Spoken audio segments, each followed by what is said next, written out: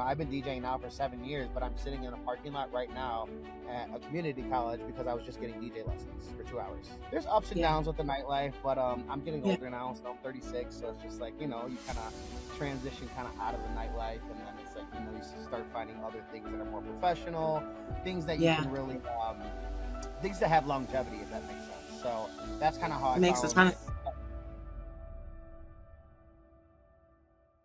Do you know how your business can truly grow by mastering client relationships and, most importantly, client retention? Today's conversation is going to be super impactful for those of you that are in a place where you feel as if all you're doing is churning new clients, but people are not coming back. I'm super excited to have the guest today. It's DJ Mixkid, also Kelvin, who's going to be talking to us today about client relations. And I just want to say thank you for being a yes to being a guest on the Hustle Free Entrepreneur podcast. Yeah, most definitely. Thank you for having me. It's an honor. So tell people a little bit about yourself, and we'll jump right into the conversation. Yeah. So I'm originally from Chicago. I actually now live out in Arizona. I moved out here about 2017, really just kind of chasing a dream, just trying to figure out something else to do.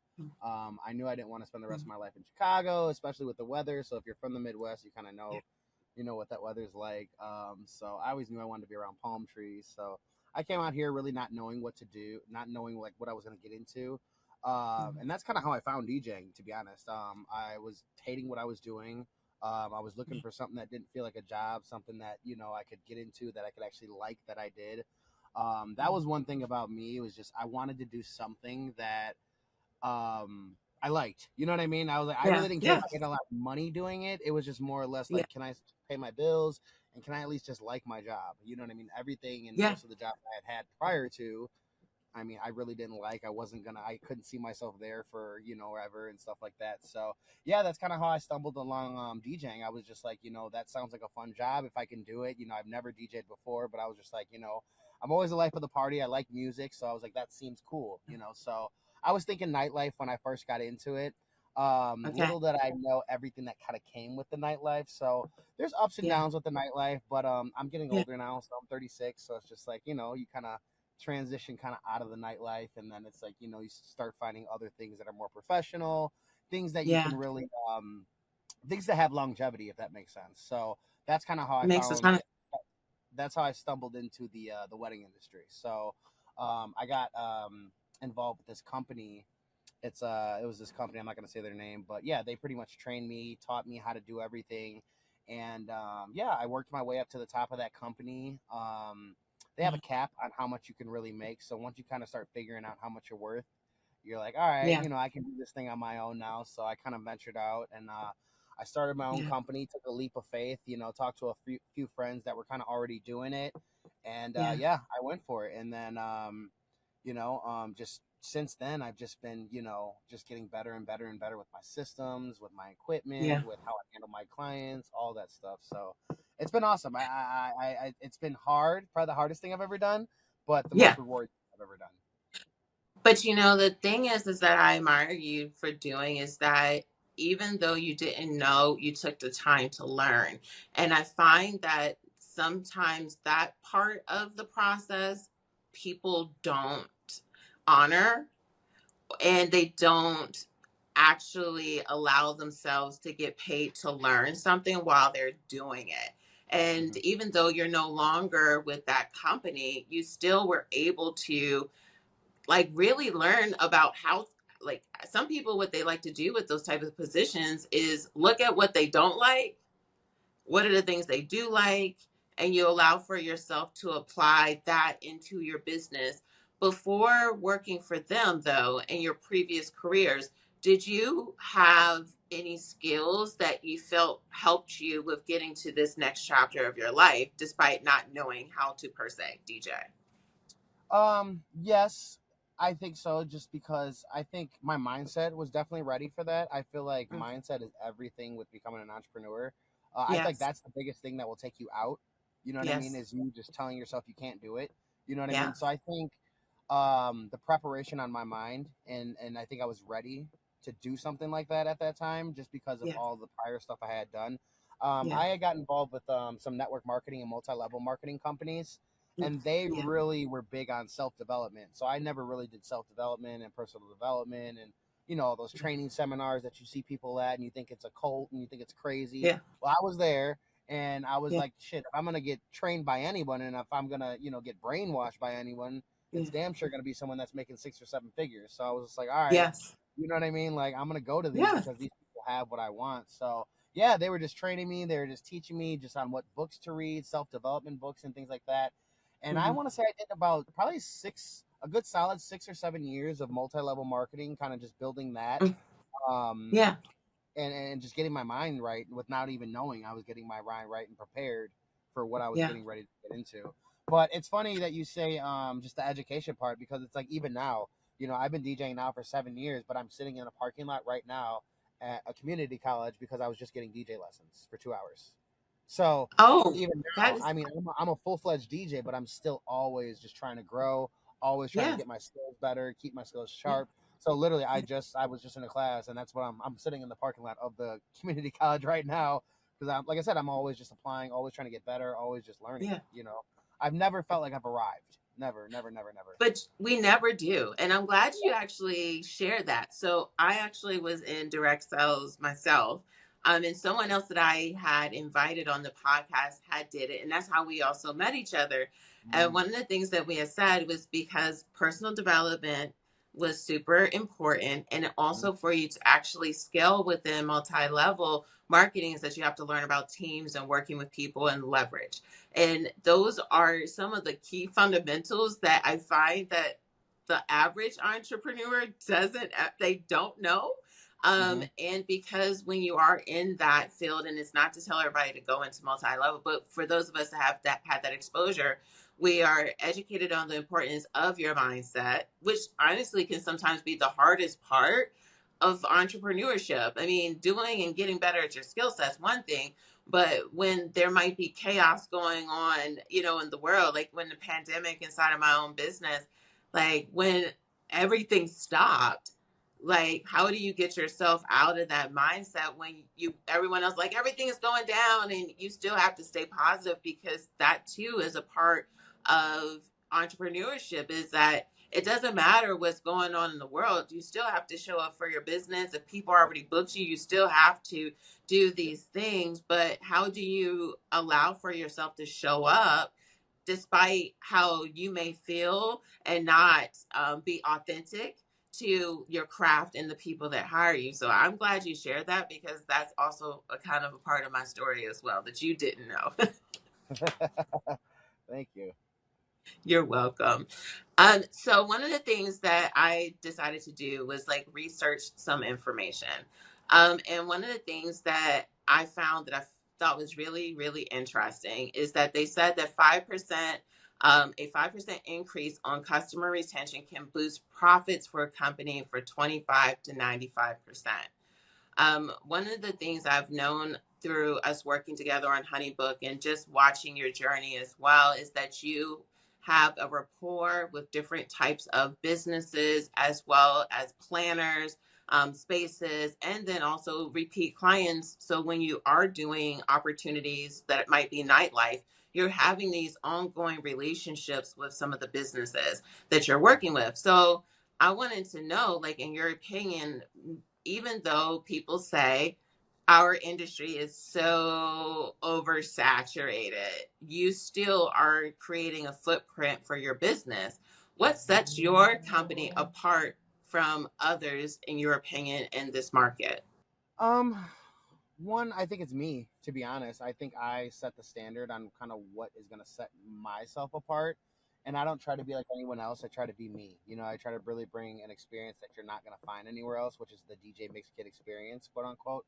Um, and I try to keep that kind of exclusive, kind of just fresh, kind of fun, kind of just different from what you're used to seeing. So, like whatever is that old cheesy stigma, it's just like here's the new and improved. You know what I mean? Like whatever out with the old, in with the new. Here he is. You know what I mean? So that's kind of the lane I try to carve into the wedding industry, I guess you could say. So with this industry being as big as it is big, but I don't feel like it's oversaturated because I just feel like there's so much. You know what I mean? I feel like this pie is so big that literally everybody can eat at it. So it's like no matter what your niche is, you know what I mean? You just gotta find your lane and then just kind of stay in it. You know what I mean? Don't look left, don't look right, don't look what this person's doing, don't look what that person's doing. Just kind of focus on you, focus on what you got going on in your business. And that's kind of how I found you with Honeybook, was just because I was so focused on how I could improve my customer service, how can improve my customer relationships, how can it be the same exact experience for every single person that's, you know, dealing with DJ Mixkid. And that's how I stumbled upon Honeybook, was because one, you know, I didn't have the time to learn it, like I was telling you. You know what I mean? Even though I wanted to learn everything about Honeybook, I had you, which was great. You know what I mean? That was able to add that aspect of knowing everything before I even, you know, had to learn it, and then applying that. Which, when I applied it, I didn't realize how seamless it was going to be. I guess you could say, like, I didn't realize how, like, it was just going to fit right in, and then it was just, all right, cool, email after email. And the thing I like about it is, like, now everybody's getting, like I said, the same experience. You know what I mean? So for me, yeah. So for me, yeah, it was definitely more than just worth it. But I mean, what was your question again? Sorry, I'm rambling. No, you're fine.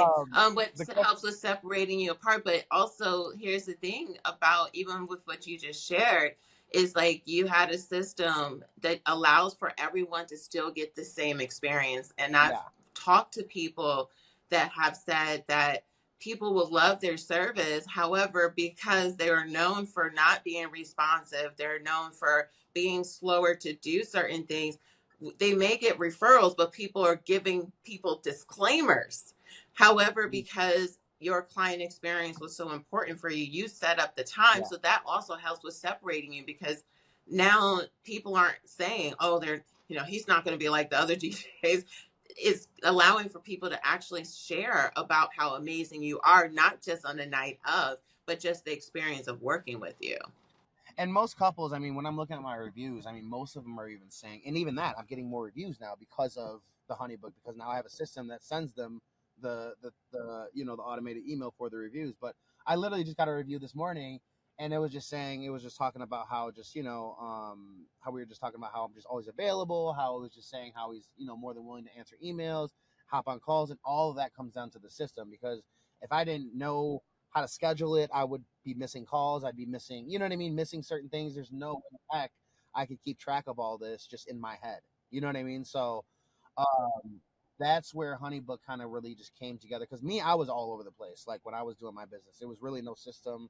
There was really no format. So on top of everything else I offer, I think, like you said, that's another thing that sets me aside, is that, you know, my clients, my planners, everyone that does work for me, they know what they're getting. You know what I mean? So that way, when they do call me, they know, hey, Calvin, I can rely on you. He answers emails, he answers calls, you know, all that good stuff. He offers this, you know, all that stuff. So And that's building what. trust, like, Yep. that is ultimately the part about it too, is because, like, when people can trust you, and when we're talking about relationships, when we're talking about retention, as someone that's typically on the planner side in my day to day, if I am leery about someone showing up one time, if I don't know what I'm going to get when I hire you, I am probably not going to hire Yeah. you. Yeah.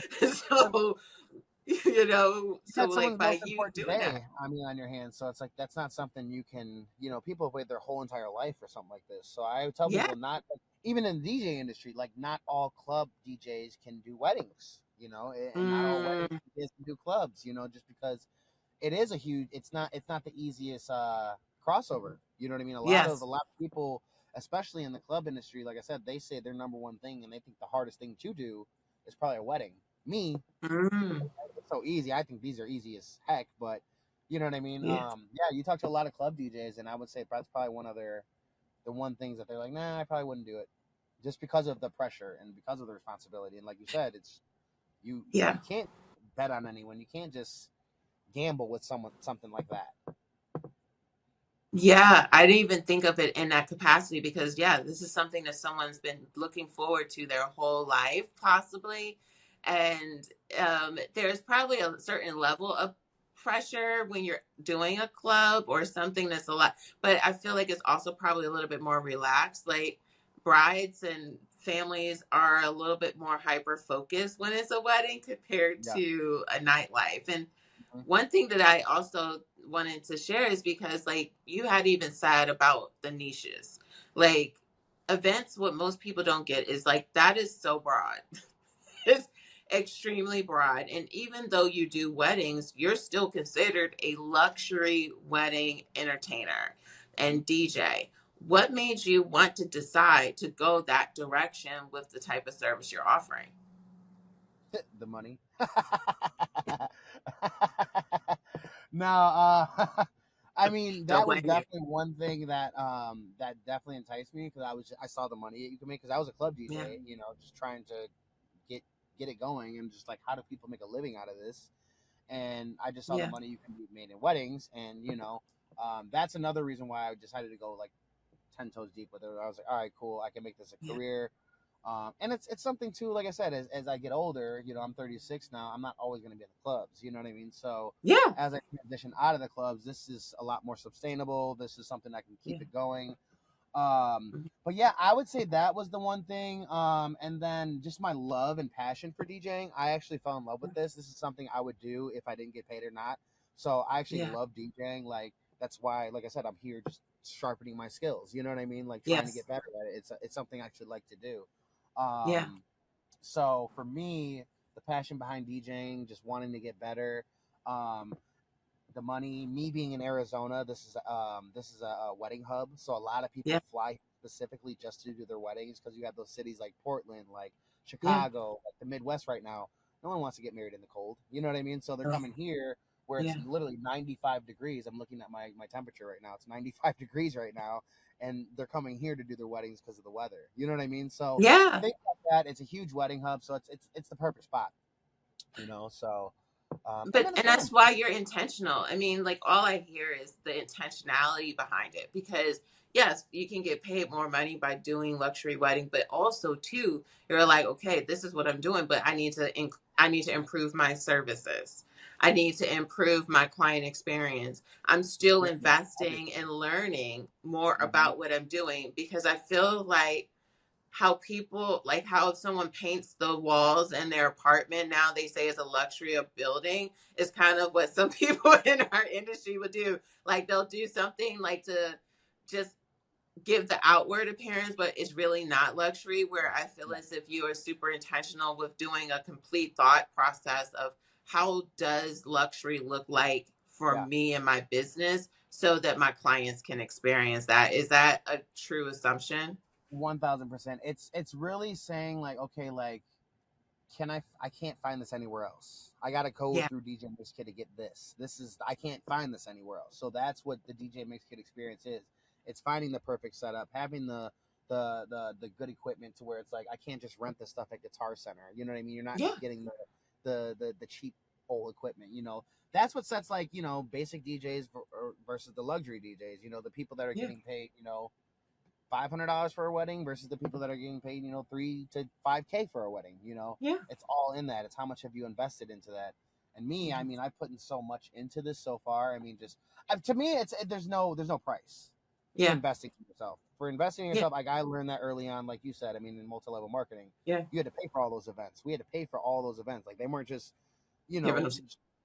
giving those out for free. No, we had to pay for all those. So it's like you start to learn just like how to invest in yourself, and you're just starting to see like, all right, Yeah. it's not necessarily a money back. It's a knowledge thing. You know what I mean? It's a Hmm. this is gonna take me further Further. than I ever thought. You know what I mean? I could have Yeah. ever even thought right now. So it's all the investing. So for me, I'm Yes. willing to invest in myself. I'm willing to invest in my business, and Yeah. whatever that looks like, whether it's honeybook, whether it's equipment, whether it's learning DJing, whatever that is. Yes.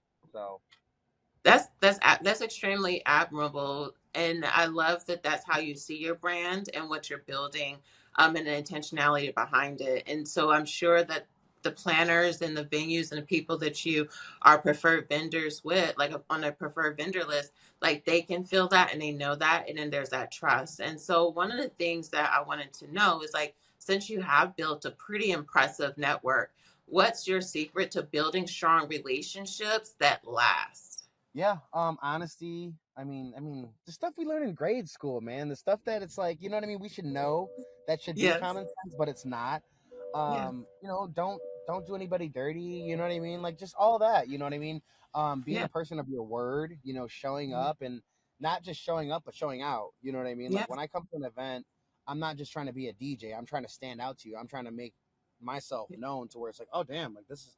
I've never worked with a DJ that does this. You know what I mean? So Yes. I'm that DJ that's there helping light candles. I'm there helping you put placemats out. If I have Yeah. time to help out, I'm definitely there helping. I'm not just, I'm very in tune with the planners. I'm just working Yeah. with them and just making sure, we're all on the same page. Because we all Mhm. have one uncommon goal at that event, and that's just to Yeah. make sure those newlyweds have the time of their life, or whatever event it was. Whatever event Yeah. you're getting hired for, is to make sure that those services are being fulfilled and being fulfilled on a level that they didn't expect. So that's my mindset is Uh, like fulfilling them on a level you guys never would have even thought. You know what I mean? To where it's yes. like, wow, we It's, gotta call this guy again. being a team player will get you so far inside of our industry, which I don't think people realize. Like, Yes. I can tell because I'm going into my 15th year. At this Yeah. point, I can tell when someone is selfish before Hmm. I even book them. Hmm. Like, you can sense it before Hmm. I even book you to do something.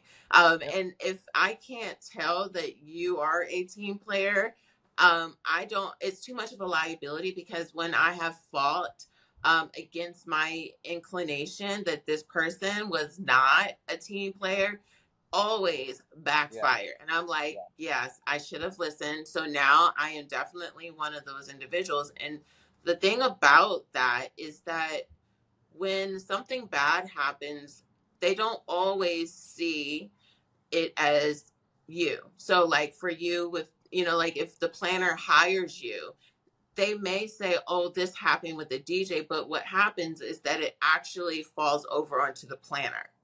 And when planners are getting hired, our ability to be able to make proper decisions is what we're being judged on. So, like, it's super important for you to be showing up as a vendor as a team player because those are the things like we know that if something goes wrong, yeah, they may feel some sort of way about the DJ, but what they're really going to do is go onto that wedding planners page and on their Google My Business and say all those negative things about the planner. So it's good that you have that approach because I even saw that like 96% of customers leave a brand due to poor customer service or experience. Like I wouldn't want someone to lose business because of me. So I'm glad that you see it that way too. Yeah. That's literally everything with this, especially in our industry, like we have to rely on each other, especially like when you haven't worked with Yeah. somebody. That's why it's so crucial that it's like, let's just say the couple booked you and the planner hasn't really suggested you, and they're like, all right, if this is the route you want to go, you know what I mean. That's why it's so crucial for Yeah. new DJs to get those relationships and to be on point like that, and to do that, Yeah. because that's how you're going to build the relationship with a new client. So for me, like I'm all about trying to get new planners and Yes. new relationships, and trying to on to the Mm, next thing. You know what I mean? I love my relationships that I have now with my yes. clients, but I'm obviously always trying to build, always trying to get bigger. So for me, Yeah. that's my Yeah. mindset every single time. Is it's not about me. No matter what I'm going through, out the window, it's put your team player hat on, and be the best you can be for them, really. So Yeah. And that's working smarter than harder. And like, if anyone overlooked what he just said, every time he's working with someone new, he always still tries to build up a relationship because you do want to have multiple planners. Because even if you're on 10 preferred lists, everyone's not going to be able to push you at the same time because of their workload as well.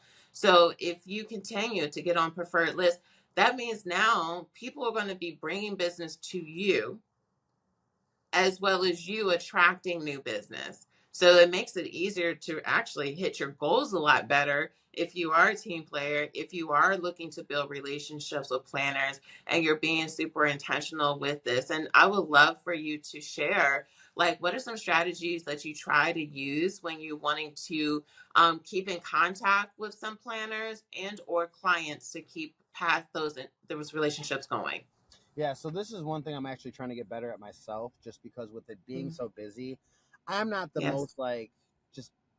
I'm not gonna say I'm bad at emails. It's just I'm bad. I got to get better at following up. So, for Mm. instance, I worked with I want to say 3 or 4 new planners this month. My Okay. goal this week, because I finally have a break, because I was doing back-to-back weddings for 3 weeks straight, so I was Yes. going through it.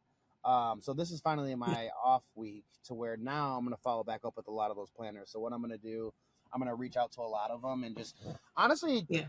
schmooze them. I'm gonna give them a Yes. gift card. I'm gonna take them out to lunch. I'm gonna let them know. Yeah. Just I want to keep my name and my face fresh. So what I want Yeah. to do is, like I said, just get to really know them better. And it's not necessarily just about schmoozing them, but it's really just about creating a relationship. I really want to get a Yeah. better relationship. So that's one thing. Following up. Hmm. And like I said, following up is everything. You Yeah. got to follow up with those planners. I feel like as DJs, we don't do that enough, and we kind of just rely on someone to Mhm. hit us up versus us calling the Yeah. planners. And even your Instagram and Yeah. just the work that they did and just showcase some of the stuff they did, they're going to be more than grateful for that. And I guarantee you, they're probably going to do something for Yeah. you or refer you, or you know what I mean. Hey, I just worked with the DJ last week. Mm. Check them out. Little things like that. Yes. So I think that's genius to even do because honestly, it comes up in just conversation. Like today, I received a message from a client that was just like, "Hey, Jesse, I'm looking for someone that does this. Do you know someone?" And I was like, "Yeah, I do. I just met this person a couple of weeks ago." Like, you want it to be that I, there's so much value in being a people collector. I'm actually reading this book. I'm almost finished with, and I recommend it. You can get an audio book. It's a little bit older, but it's Never Eat Alone, and it's a super awesome book about networking and the power of building wealth by people you know. And it's not from a using people, it's about adding value because the more you focus on adding value everywhere you go, that will actually bring in your wealth of network because it's not that you're always taking because you know how it feels. Like if someone's like, oh my gosh, this person's going to take from me, they automatically free up. But if individuals know that this is someone that is also a great resource and I can also have a partnership, it's win-win. So that's a really great one. So speaking on that, outside of your day-to-day or when you're booked at events, do you have an approach with networking or going to networking events to also meet planners and or other people inside of the industry? oh yeah, most definitely. I mean, I'm always on other just like planners pages, Instagram pages, DJ pages, and just I'm always looking at like what events. So Arizona does a lot of just different open houses and stuff like that out here. So they'll Mhm. have different venues that want to showcase their property or whatever the case is. So they'll host all type of open houses. I actually just joined. I don't know. Have you heard of WIPA? Yes. Yeah. So I actually just joined WIPA, so I'm a part of WIPA now. So that was one thing. I actually went to my first WIPA meeting out here 2 events ago, and now I'm actually Awesome. hosting. Well, not hosting. I'm actually DJing their next event.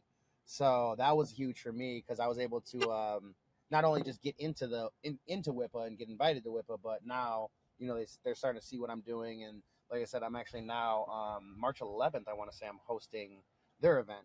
So little things like Awesome. that, offering a trade off for services, so I'm Yes. giving them my services completely for free, just to kind of work with them and just to kind of do things like that. So, the trade off for me is the promotion, the vendors Yes. I'm going to need, and all the planners that are going to be there. So